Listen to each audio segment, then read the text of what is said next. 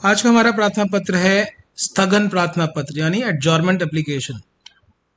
देखिए, सबसे पहले शुरुआत अगर करी जाए तो यहाँ पर ये कोर्ट फीस से करी जाएगी। यहाँ पर ₹2.5 की कोर्ट फीस लगा दी जाएगी। चूंकि ₹2.5 की कोर्ट फीस नहीं अवेलेबल होती है, सो कोर्ट फीस कम नहीं लगाई जा सकती लेकिन ज्यादा लगाई जा सकती है, इसलिए हम लोग हमेशा यहाँ पर ₹3 की कोर्ट फीस स्टिक करते हैं। बट लॉफुली अगर देखा जाए तो ₹2.5।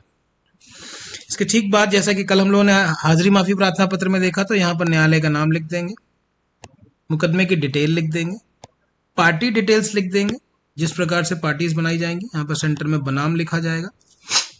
अगर इसके बाद हम लोग बात करते हैं अंतर्गत धारा, जिस धारा के अंतर्गत वो ऑफेंस फाइल किया गया है, जो उसने ऑफेंस किया है, जो क्राइम किया है, इसके बाद थाना लिख देंगे। देखेंगे आप, ये पार्ट 1 आपका कंप्लीट हो गया। बहुत सिंपल है। टिकट ध्यान रखें, कोर्ट का नाम ध्यान रखें। इसके ठीक बाद में आप परिवाद मुकदमा संख्या याद रखें, वादी परिवादी सरकार में जो भी हो उसका नाम लिखें, बनाम विपक्षी का नाम लिखें। इसके बाद अगर हम लोग बात करते हैं तो स्थगन प्रार्थना पत्र में अगला स्टेप आता है थाने और अंतर्गत धारा के बाद, वो होगा ये हेडिंग, स्थगन प्रार्थना पत्र अंतर्गत धारा 309 दंड प्रक्रिया संहिता। तो ये था हमारा प्रोविजन। अब स्टार्ट करते हैं कंटेंट ऑफ द बॉडी। श्रीमान जी, आप देखिए, मैं आपके लिए स्लोली पढ़ रहा हूँ, समझने का प्रयास करेंगे आप सभी लोग।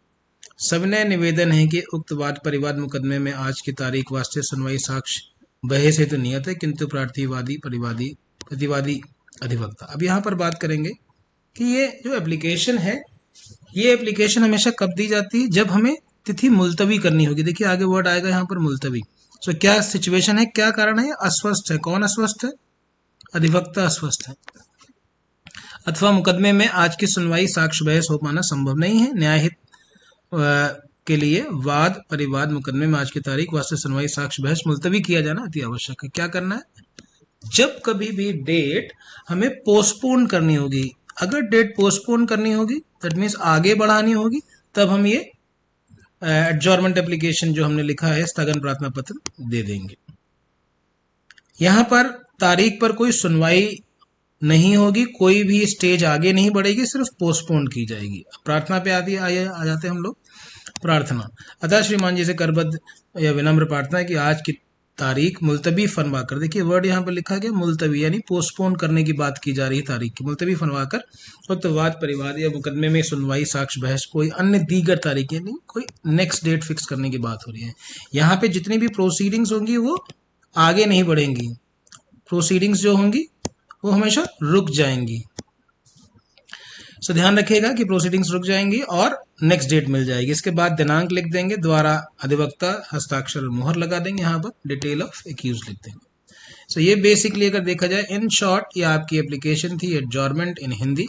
अब हम लोग आगे स्टार्ट करते हैं एडजॉर्नमेंट इन इंग्लिश। सेम वही कोर्ट फीस टिक कर देंगे, न्यायालय का नाम लिख देंगे, इन द कोर्ट ऑफ, जब हम लोग बात करते हैं दिल्ली जैसे शहरों में तो वहां पर जज साहब का भी नाम लिखा जाता है, लर्नेड डीजे एडीजे सीएम, जो भी रैंक होगी लिख देंगे। सेम जैसे मुकदमे की डिटेल उसमें लिखी थी, पार्टी नेम्स लिख देंगे। इसके बाद अगर हम लोग आगे और बढ़ते हैं तो यहाँ पर एफआईआर नंबर अगर है तो एफआईआर नंबर लिख देंगे, under section and police station.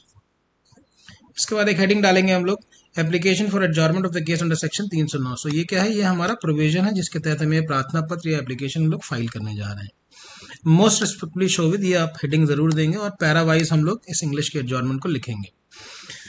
That in the above noted case is pending before this honorable court and fixed for today। अब यहाँ बात करेंगे that the above noted case is pending। आज पेंडिंग है तभी तो हम लोग हाजिरी माफी लगा रहे हैं या एडजॉर्नमेंट लगा रहे हैं, कोई भी प्रार्थना पत्र होगा तभी लगाते हैं।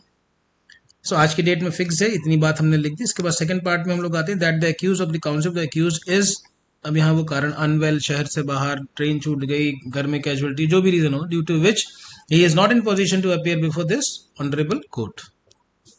थर्ड की बात करें, that due to above said circumstances the undersigned counsel oblique applicant seeks permission of the honorable court to kindly adjourn the matter to any other date convenient to the honorable court। तो अब आप ये देखेंगे जो date convenient है यहाँ पर honourable court के पास, उस डेट को हम लोग यहाँ पर रिक्वेस्ट करेंगे साहब कन्वीनियंट डेट जो ऑनरेबल कोर्ट के पास है उसे फिक्स कर दी जाए। अब थर्ड स्टेप जो आता है हमारा प्रेयर, प्रेयर में हम लोग क्या करेंगे, it is therefore most prayed that the above noted case may kindly be adjourned for next date of hearing in the ends of justice। अब आप ये देख लीजिए कि अगर हम लोग नेक्स्ट डेट की बात कर रहे हैं तो इस तरह से हम लोग प्रेयर लिखेंगे, date, place and of course detail of council and of course the person who is the applicant in this case, चाहे वो मुलजिम पक्ष से हो और चाहे वो एक्यूज पक्ष से हो। हाजिरी माफ़ी के बाद अगर नहीं हमारी बात बन पाती है, हमें डेट की चीज़ें मुलतवी करानी है, सो हम लोग 309 CRPC की ही बात करेंगे। सो ये था आपका वीडियो। इन दोनों चीज़ों में अगर कोई प्रॉब्लम है, सो आप कमेंट बॉक्स में प्लीज़ अपने कमेंट लिखें या अपने क्वेश्चंस लिखें या अपनी क्वेरी करें। सो आज के लिए इतना ही, मिलते हैं एक नेक्स्ट एपिसोड में एक नेक्स्ट टॉपिक के साथ। थैंक्स।